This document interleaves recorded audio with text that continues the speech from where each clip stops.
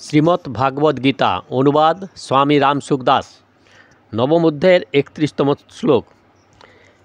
ক্ষিপ্রং ভবতি ধর্মাত্মা সচ্ছান্তি নিগচ্ছতি কৌন্তেয় প্রতিজানিহি ন মে ভক্তঃ প্রণশ্যতি। এইরূপ ব্যক্তি তৎক্ষণাৎ ধর্মাত্মা হয়ে যান এবং চিরশান্তি লাভ করেন। হে কৌন্তেয়, তুমি প্রতিজ্ঞা করতে পারো যে আমার ভক্তের কখনোই বিনাশ বা পতন হয় না। ব্যাখ্যা: ক্ষিপ্রং ভবতি ধর্মাত্মা, যে তৎক্ষণাৎ ধর্মাত্মা হয়ে যায় অর্থাৎ মহাপবিত্র হয়ে যায়, কারণ এই জীব স্বয়ং পরমাত্মার অংশ এবং যখন তার উদ্দেশ্য পরমাত্মা প্রাপ্তি করার, তখন আর তার ধর্মাত্মা হওয়ায় বিলম্ব কিসের? এখন সে কি করে পাপাত্মা থাকে? কারণ সে তো ধর্মাত্মা ছিলই, শুধুমাত্র সংসারের সংস্পর্শে তার পাপাত্মা ভাব এসেছিল, যেটি আগন্তুক ছিল। এখন যখন তার অহংভাব পরিবর্তিত হওয়ায় সংসারের সংস্পর্শ কেটে গেছে, তখন সে যেমনকার তেমনই ধর্মাত্মা হয়ে গেছে। এই জীবন যখন পাপাত্মা হয়নি, তখনও যেমন পবিত্র ছিল, পাপাত্মা হওয়ার পরেও তেমনি পবিত্র, কারণ পরমাত্মার অংশ হয় জীব সর্বদাই পবিত্র। শুধু সাংসারিক সম্পর্কে সে পাপাত্মা রূপ ধারণ করেছে। সাংসারিক সম্পর্ক দূর হতেই সে যেমন ছিল তেমনিই রয়ে গেল। পাপ কাজের চিন্তা থাকলে মানুষ আমাকে শুধু ভগবানের দিকে চলতে হবে এই সিদ্ধান্ত নিতে পারে না, এ কথা সত্য। কিন্তু পাপী ব্যক্তি যে এইরূপ সিদ্ধান্ত গ্রহণ করতে পারে না, তার কোনো নিয়ম নেই, কারণ জীব মাত্রই পরমাত্মার অংশ হওয়ায় তত্ত্বত সে নির্দোষ। সাংসারিক আসক্তিবশত তাতে এইসব আগন্তুক দোষ দেখা যায়। যদি তার মধ্যে পাপের প্রতি ঘৃণাবোধ জন্মায় এবং সে নিশ্চিত হয় যে এবার ভগবানের ভজনা করা উচিত, তাহলে সে শীঘ্রই ধর্মাত্মা হয়ে ওঠে। কারণ যেখানে সংসারের কামনা থাকে, সেখানে ভগবানের দিকে অগ্রসর হওয়ার ইচ্ছাও থাকে। যদি ভগবানের প্রতি চলার ব্যাপারে স্থির নিশ্চয় হয়, তাহলে কামনা আসক্তি সব দূর হয়। তখন আর ভগবত প্রাপ্তিতে বিলম্ব হয় না, অতি শীঘ্র ধর্মাত্মা হয়ে যায়। এর অর্থ হলো যে তার মধ্যে বিন্দুমাত্র দুরাচার থাকলেও তা স্থায়ী হয় না, কারণ সমস্ত দুরাচার স্থায়িত্ব পায় সংসারকে গুরুত্ব দিলে। কিন্তু যখন সে জাগতিক কামনারহিত হয়ে কেবল ভগবানকেই চায়, তখন তার মধ্যে সংসারের গুরুত্ব না থেকে শুধুমাত্র ভগবানের গুরুত্ব থাকে। ভগবানের গুরুত্ব থাকায় সে ধর্মাত্মা হয়ে যায়। মর্মার্থ: সিদ্ধান্ত হলো, কর্তার পরিবর্তন হলে ক্রিয়াগুলি স্বতই পরিবর্তিত হয়। যেমন কেউ যদি ধর্মরূপী ক্রিয়া দ্বারা ধর্মাত্মা হয়ে যায়, তবে তার ধর্মাত্মা হতে বিলম্ব ঘটে। কিন্তু সে যদি কর্তাকেই পরিবর্তন করে দেয়, অর্থাৎ আমি ধর্মাত্মা, এইভাবে নিজের অহংভাব পরিবর্তন করে, তাহলে সে অতি শীঘ্রই ধর্মাত্মা হয়ে যায়। এইরূপ অতি পাপিষ্ঠ ব্যক্তিও যদি নিজের অহংভাব পরিবর্তন করে যে আমি ভগবানের এবং ভগবান আমার, তাহলে সে অতি শীঘ্রই ধর্মাত্মা হয়ে যায়, সাধু হয়ে যায়, ভক্ত হয়ে যায়। তাৎপর্য হল যে মানুষ যখন সংসার ও শরীরের সঙ্গে আমি আমার ভাব সংযোজনজনিত সুখ আকাঙ্ক্ষা করে, তখন তাকে কামাত্মা বলা হয়। আর যখন সংসার থেকে সর্বতভাবে বিমুখ হয়ে ভগবানের সঙ্গে অনন্য সম্পর্ক স্থাপন করে, যা বাস্তব সত্য, তখন সে ধর্মাত্মা হয়ে ওঠে। সাধারণভাবে লোকে মনে করে যে সত্য কথা বললেই মানুষ সত্যবাদী হয় এবং চুরি করলে চোরা হয়। প্রকৃতপক্ষে কিন্তু তা নয়। যখন সে নিজে সত্যবাদী হয়, অর্থাৎ আমি সত্য কথা বলি, এইরূপ আমিত্বভাবে সত্যকে ধারণ করে, তখন তার দ্বারা সত্য ভাষণ হয় এবং সত্য কথা বলায় তার সত্যবাদিতা দৃঢ় হয়। তেমনি যে চোর, সে আমি চোর, আমিত্বেই ভাব ধারণ করে চুরি করে এবং চুরির দ্বারা তার চৌর্যবৃত্তি দৃঢ় হয়। কিন্তু যার আমিত্বে আমি চোর নই এইরূপ দৃঢ় ভাব থাকে, সে চুরি করতে পারে না। তাৎপর্য হলো এই যে অহংভাবের পরিবর্তনে ক্রিয়াগুলির শত পরিবর্তন হয়। এই দুটি দৃষ্টান্ত থেকে প্রমাণিত হয় যে কর্তা যেরূপ হয়, তার দ্বারা সেইরূপ কর্মই হয়ে থাকে, আর কর্ম যেমন হয়, কর্তৃত্ব সেইরূপ দৃঢ় হয়ে যায়। তেমনি এই স্থানে দুরাচারীও অনন্য ভাগ হয়ে, অর্থাৎ আমি শুধুমাত্র ভগবানের এবং ভগবান আমারই, এইরূপ অনন্যভাবে ভগবানের সঙ্গে সম্পর্ক স্থাপন করে, তাহলে তার অহঙ্গে আমি ভগবানের সংসারের নই এই ভাব দৃঢ় হয়ে যায়, যা বাস্তবিক সত্য। এইভাবে অহং পরিবর্তিত হলে ক্রিয়াতে যদি যৎকিঞ্চিত ত্রুটিও ঘটে তবুও সে অতি শীঘ্র ধর্মাত্মা হয়ে যায়। এখানে এই সংশয় আসতে পারে যে আগের শ্লোকে ভগবান সুদূরাচার বলেছেন, তাহলে এখানে তাকেই ধর্মাত্মা বলছেন কেন? এর উত্তর হলো যে দুরাচারীরা দুরাচার দূর হলেই যে সে ব্যক্তি সদাচারী বা ধর্মাত্মাই হয়, তাই তাকে সদাচারী বলা হোক বা ধর্মাত্মা একই কথা। সস্যচ্ছন্তি নিগচ্ছতি, ধার্মিক ক্রিয়ার দ্বারা যারা কেবল ধার্মিক হন তাদের ভোগ ও ঐশ্বর্যের কামনা থাকায় ভোগ ও ঐশ্বর্য প্রাপ্তি হলেও শাশ্বতী শান্তি প্রাপ্তি হয় না। দুরাচারীর অহংভাব পরিবর্তন হলে যখন সে অন্তর থেকে ভগবানের সঙ্গে এক হয়ে যায় তখন তার ভেতর আর কামনা থাকতে পারে না, অসত্যের গুরুত্ব থাকতে পারে না, তাই তার অন্তরে নিত্য শান্তি বজায় থাকে।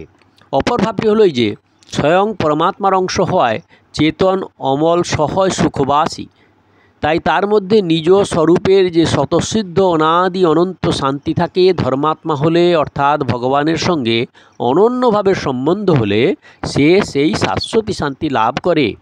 কেবলমাত্র সংসারের সঙ্গে সম্বন্ধ মানার ফলে এটির অনুভব হয়নি। কৌন্তেয় প্রতিজানিহি ন মে ভক্তঃ প্রণশ্যতি, ভগবান এখানে আমার ভক্তের পতন হয় না এই প্রতিজ্ঞা নিজে করেননি, অর্জুনকে দিয়ে করিয়েছেন।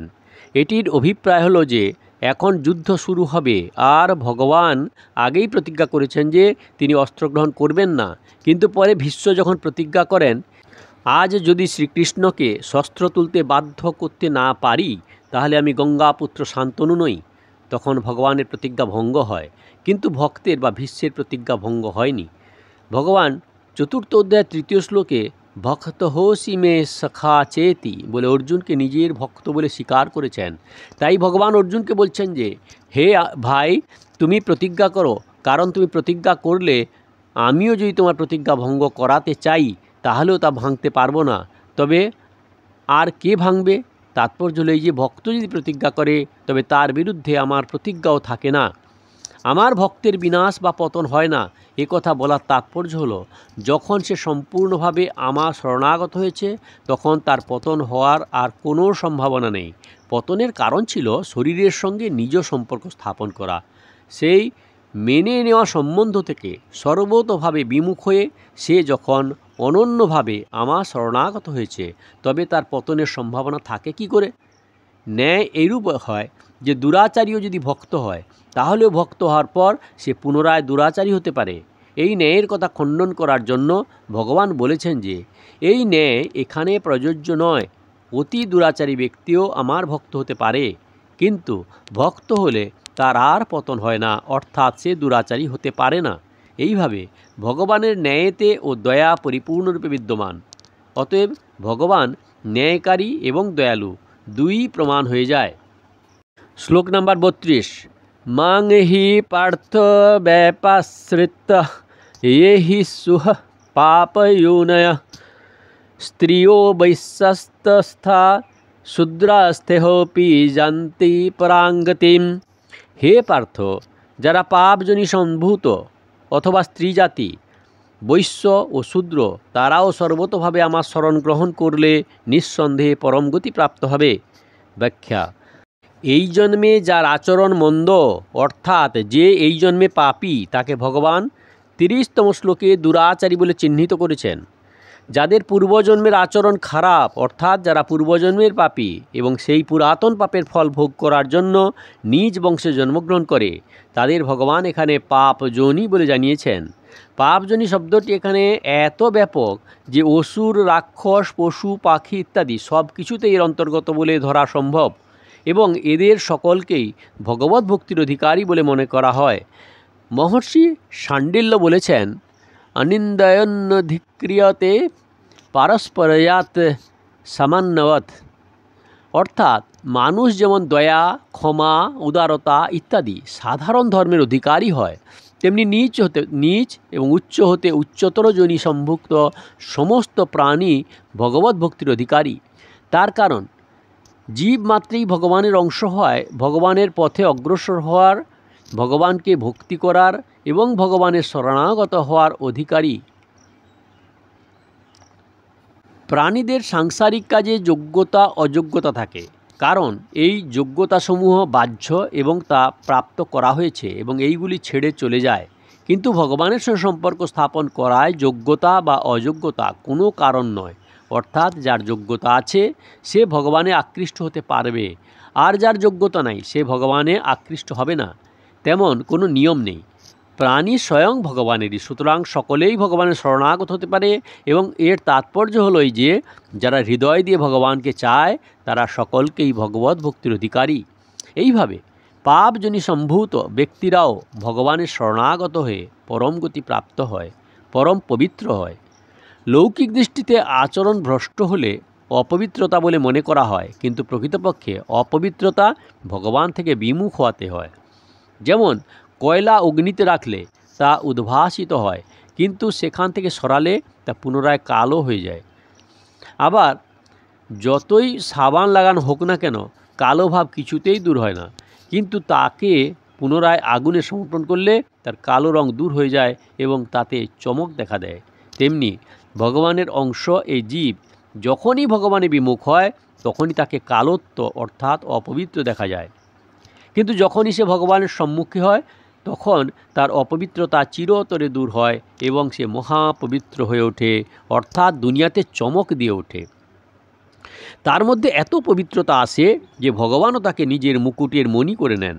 স্বয়ং আর্ত হয়ে প্রভুকে যে ডাকা হয় সেই ডাকে ভগবানকে দ্রবীভূত করার যে শক্তি তা কেবলমাত্র শুদ্ধ আচরণের জোরে হয় না। যেমন মায়ের একটি ছেলে ভালো কাজ করে মা তাকে ভালোবাসেন, আর একটি ছেলে কোনো কাজ করে না আর্ত হয়ে মাকে ডাকে, তখন মা এই চিন্তা করে না যে এ তো কোনো কাজ করে না, একে কেন কোলে নেব। তিনি তার কান্না সহ্য করতে না পেরে চট করে কোলে তুলে নেয়। এইরূপ অত্যন্ত বদ আচরণযুক্ত পাপী ব্যক্তিও যদি আর্ত হয়, ভগবানকে ডাকে, কাঁদে, তাহলে ভগবান তাকে নিজ ক্রোড়ে স্থান দেয়, ভালোবাসেন। এর দ্বারা প্রমাণিত হয় যে নিজেরই ভগবানে শরণাগত হওয়ায় ইহজন্মে পাপ যখন অন্তরার সৃষ্টি করতে পারে না, তাহলে পুরানো পাপ কী করে প্রতিবন্ধকতার সৃষ্টি করবে। পুরানো পাপের ফল জন্ম এবং প্রতিকূল পরিস্থিতি রূপেই থাকে। ভগবানের শরণাগতির পথে তা প্রতিবন্ধকতার সৃষ্টি করতে পারে না। এখানে স্ত্রী পদটি ব্যবহারের তাৎপর্য হলো যে কোনো বর্ণ, আশ্রম, দেশ বা বেশভূষা নারী হন না কেন তারা সকলেই আমাদের শরণাগত হয়ে পরম পবিত্র হয়ে ওঠেন এবং পরম গতিপ্রাপ্ত হন। যেমন প্রাচীনকালে দেবহূতি, শবরী, কুন্তী, দ্রৌপদী, ব্রজগোপিনীগণ প্রমুখ এখনকার সময়ে মীরা, করমাবাই, ফুলিবাই প্রমুখ নারীগণ ভগবানের ভক্ত হয়েছেন। তেমনি বৈশ্যদের মধ্যে সমাধি তুলাধার ইত্যাদিও, সূত্রদের মধ্যে বিদুর, সঞ্জয়, নিষাদরাজ, গুহক প্রমুখ অনেকেই ভগবানের ভক্ত হয়েছেন। তাৎপর্য লই যে পাপ জন্ম নারীগণ, বৈশ্য এবং শূদ্র এরা সকলেই ভগবানের আশ্রয় গ্রহণ করে পরম গতি প্রাপ্ত হন। বিশেষ কথা, এই শ্লোকে পাপয়নয় পদটি স্বতন্ত্রভাবে উল্লিখিত হয়েছে। এই পদটিকে নারী জাতি, বৈশ্য জাতি বা শূদ্র জাতির বিশেষণরূপে মানা যায় না, কেননা এইরূপ ধরা হলে অসঙ্গতি দেখা দেয়। নারী জাতি ও 4 বর্ণের হয়, তার মধ্যে ব্রাহ্মণ, ক্ষত্রিয় এবং বৈশ্য জাতির নারীরা তাদের স্বামীর সঙ্গে যজ্ঞাদি বৈদিক কর্ম করার অধিকারী। তাহলে নারীদের পাপজনী কী করে বলা যায়? অর্থাৎ তা বলা যায় না। চতুর্বর্ণের অন্তর্গত হলেও ভগবান পৃথকভাবে নারীদের কথা উল্লেখ করেছেন। তার অর্থ হলো নারীগণ যে স্বামীর সঙ্গেই আমার শরণ গ্রহণ করবেন বা আমার পথে অগ্রসর হবেন তেমন কোনো নিয়ম নেই। নারীগণ স্বাধীনভাবে আমার আশ্রয় গ্রহণ করে পরমগতি প্রাপ্ত হতে সক্ষম। তাই নারীগণের কোনো ব্যক্তির অন্তর থেকে কিছুমাত্র আশ্রয় না রেখে কেবল আমারই আশ্রয় গ্রহণ করা উচিত। এই পাপজনঃ পদটিতে যদি বৈশ্যদের বিশেষণ বলে মনে করা হয় তবে সেটিও যুক্তিসঙ্গত হয় না, কারণ শ্রুতি অনুসারে বৈশ্যরা পাপজনী সম্ভূত বলে মনে করা হয় না। বৈশ্যদের বেদ পাঠের এবং যজ্ঞাদি বৈদিক কর্ম করার পূর্ণ অধিকার দেওয়া হয়েছে। পাপজনঃ পদটিতে শূদ্রদের বিশেষ করে মনে করাও যুক্তিসঙ্গত নয়, কারণ শূদ্রগণ 4 বর্ণের অন্তর্গত। সুতরাং চতুর্বর্ণের অতিরিক্ত অর্থাৎ শূদ্রাদি থেকে যে হীন জাতি, যবন, হুন, খস প্রভৃতিরা আছে, এখানে পাপ জনহে পদের দ্বারা তাদের ধরে নিতে হবে। মাতৃকোড়ে যেতে যেমন কোনো শিশুরই বাধা নেই, কারণ শিশুরা মায়ের সন্তান, তেমনি ভগবানের অংশোদ্ভূত হওয়ায় প্রাণীমাত্রেই ভগবানের দিকে অগ্রসর হওয়াতে ভগবানের দিক থেকে কোনো বাধা নেই। পশু পাখি বৃক্ষ লতা ইত্যাদিতেও ভগবানের দিকে অগ্রসর হওয়ায় বুদ্ধি বা যোগ্যতা নেই, তা সত্ত্বেও পূর্বজন্মের সংস্কারবশত বা অন্য কোনো কারণে তারা ভগবানের শরণাগত হতে পারে। তাই এখানে পাপ জনহ পদে পশু পাখি ইত্যাদিকেও ব্যতিক্রম রূপে ধরা যেতে পারে। পশু পাখিদের মধ্যে গজেন্দ্র, জটায়ু প্রভৃতি ভগবত ভক্ত হয়েছেন। এ হলো শ্লোক নাম্বার 31-32। দয়া করে সাবস্ক্রাইব করবেন, লাইক করবেন, শেয়ার করবেন। আর গীতার শুরুর থেকে দেখতে হলে কাকন বাসুতে ক্লিক করে ভিডিও দেখুন আর আগের ভিডিওর জন্য অপেক্ষা করুন।